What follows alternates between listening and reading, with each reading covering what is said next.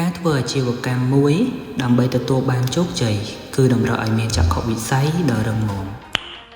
Nice នេះគឺជាលទ្ធផលនៃការលក់របស់យើងហើយយើងនឹងត្រៀមខ្លួននៅក្នុងការពង្រីកការរកស៊ីរបស់យើងឲ្យកាន់តែធំជាងនេះប៉ុន្តែយើងក៏ត្រូវគិតគូរស្វែងរកដៃគូហិរញ្ញវត្ថុណាមួយដែលអាចជួយជ្រោមជ្រែងយើងបាន ទានអាជីវកម្មរបស់ធនាគារស៊ីនហានដល់ជូនលោកអ្នកនៅភាពបត់បែននិងភាពងាយស្រួលជាពិសេសជួយសម្រួលដល់ការពង្រីកអាជីវកម្មរបស់ក្រុមហ៊ុនសាអាជីវកម្មរបស់លោកអ្នកជាមួយនឹងអត្រាការប្រាក់សមរម្យហើយនឹងអាចចរចាបាន ទីតាំងនេះនឹងក្លាយទៅជាសាខាទី2របស់យើង